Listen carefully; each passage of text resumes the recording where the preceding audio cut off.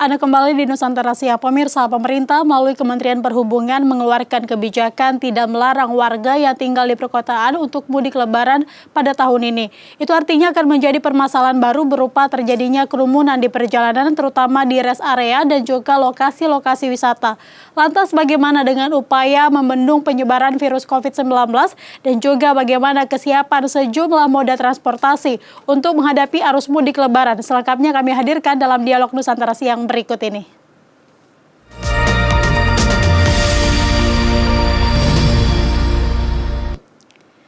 Dan sudah bergabung bersama dengan kita di studio melalui sambungan Zoom Ki Darmaning Tias, Ketua Institut Studi Transportasi Jakarta. Selamat siang Pak Tias.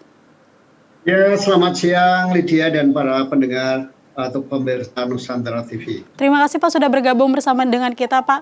Baik, Pak Tias, ini meski masih dalam pembahasan oleh pemerintah dan belum ada keputusan final, namun sebelumnya Menteri Perhubungan Budi Karya Sumadi ini menyatakan pemerintah tidak melarang masyarakat untuk mudik lebaran pada tahun 2021. Bagaimana tanggapan Anda merespon kebijakan pemerintah yang tidak melarang masyarakat untuk mudik selama cuti bersama lebaran di tengah pandemi COVID yang masih belum mereda, Pak? Ya, saya kira ini memang suatu kebijakan yang akan menimbulkan pro dan kontra gitu.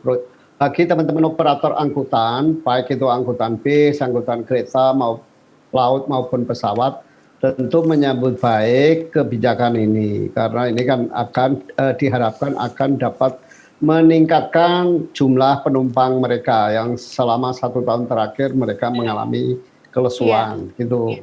Tetapi kalau dikaitkan dengan pandemi, kan kita semua tahu bahwa pandemi belum usai.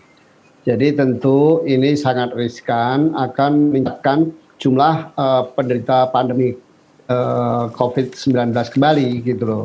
Karena kalau kita belajar dari libur agak panjang kemarin, itu kan terjadi peningkatan jumlah penderita pandemi pasca liburan gitu lah. Saya khawatir ini juga akan terjadi hal yang sama, apalagi kalau pemerintah itu tidak membuat kebijakan libur panjang gitu. Berarti kan orang dalam waktu yang bersamaan itu akan melakukan mudik rame-rame dan juga dalam waktu bersamaan akan melakukan arus balik secara rame-rame. Nah, itu potensi untuk terjadinya kerumunan orang pasti tinggi sehingga dampaknya terhadap peningkatan jumlah COVID mungkin juga akan meningkat.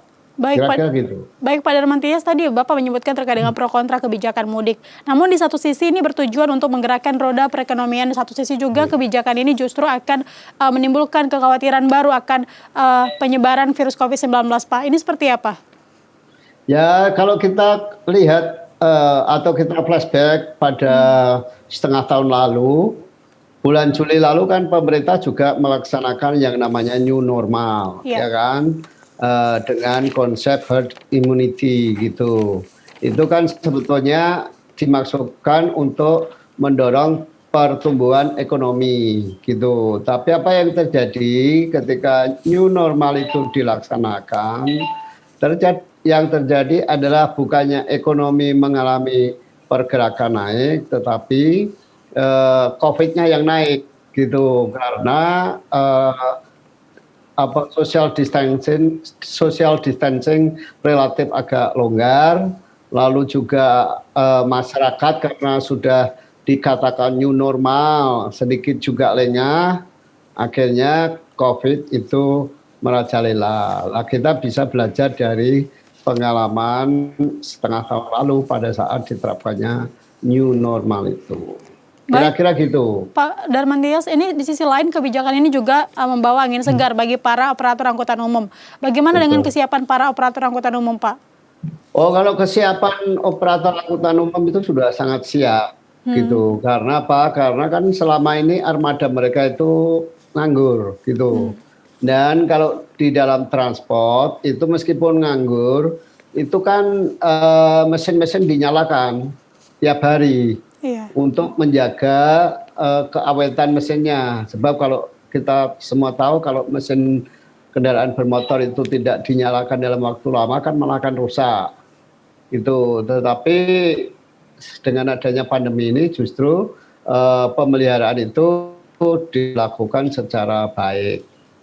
Baik itu untuk armada bis, kereta, kapal laut maupun pesawat udara. Jadi kalau dari segi kesiapan saya kira tidak ada masalah. Yang jadi problem saya kira nanti kalau ini menjadi kebijakan resmi kan berarti pemerintah itu harus bersiap-siap menyelenggarakan angkutan lebaran gitu. Konsekuensi dari kesiapan penyelenggaraan angkutan lebaran adalah pemerintah juga harus menyediakan petugas-petugas baik dari kepolisian, Kementerian Perhubungan, Dinas Perhubungan, PUPR, Kesehatan, ya seperti menyelenggarakan mudik pada umumnya ya. Itu tidak bisa terhindarkan. Nah, kalau seperti itu berarti kan bagi pemerintah sendiri memerlukan anggaran yang sangat besar gitu. Nah, kalau saya daripada dipakai untuk menyelenggarakan angkutan mudik yang pada akhirnya nanti justru menambah jumlah penderita COVID, mending dana yang besar yang dialokasikan untuk penyelenggaraan angkutan lebaran itu dialihkan untuk melakukan vaksinasi kepada para petugas kepolisian, perhubungan, PUPR, kesehatan sendiri gitu ya, agar mereka di dalam melayani publik, kepentingan publik itu tidak mengalami hambatan. Kalau saya pikirannya begitu. Baik, Pak Darmaning Tias, ini bagaimana pengoptimalisasian armada transportasi setelah cukup lama menerima kebijakan pembatasan mobilisasi masyarakat yang mengharuskan armada tidak beroperasi secara penuh, Pak?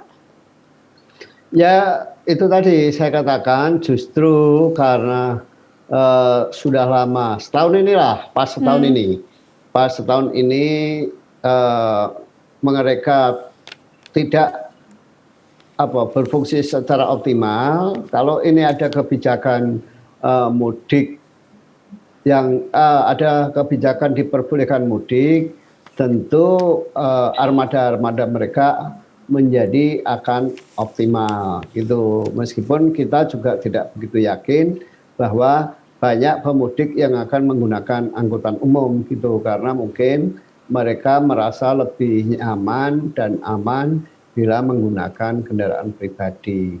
Apalagi tol Trans Sumatera kan sudah jadi nih. Jadi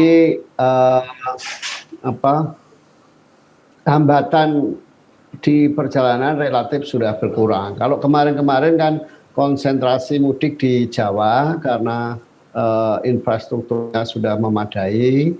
Nah sekarang tol Trans Sumatera paling tidak sampai Palembang sudah jadi, sehingga mungkin juga akan terjadi peningkatan jumlah pemudik ke arah Sumatera, utamanya Sumatera Selatan dan Lampung. Baik, Pak Darmantias. Baik, Pak Darmantias, ini Kementerian Perhubungan menyebutkan bahwa akan ada mekanisme protokol kesehatan yang ketat yang disusun bersama dengan Satgas Tim COVID-19. Kira-kira apakah dirasa ini cukup jika untuk membiarkan rencana tidak ada larangan mudik Lebaran 2021, Pak? Ya bisa saja protokol itu diterapkan, itu bisa saja, dan pengemudi bis, pengusaha bis sekarang juga sudah punya armada yang mendasarkan pada prokes ya. Jadi misalnya kalau dulu tempat duduknya itu 2-2 gitu, jadi sederet itu ada 4 sehingga memungkinkan terjadinya kontak fisik. Nah sekarang sudah ada yang mencoba mengembangkan tempat duduknya sederet itu 3, jadi tidak saling bersentuhan gitu. Itu sudah ada sekarang.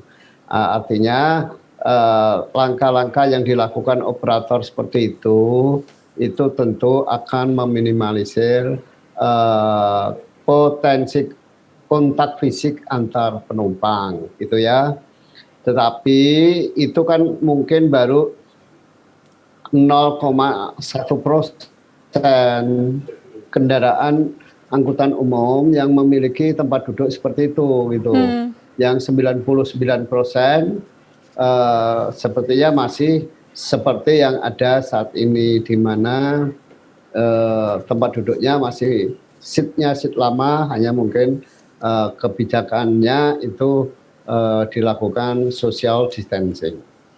Seperti itu gitu ya. Baik Pak, ini kesiapan operator menjalani protokol kesehatan selama perjalanan ini apakah dirasa cukup meyakinkan keamanan penumpang, mulai dari adanya tes COVID-19 di lokasi seperti di stasiun kereta ataupun juga di terminal keberangkatan ini. Tapi jangan dijawab dulu Pak, kita akan break sejenak.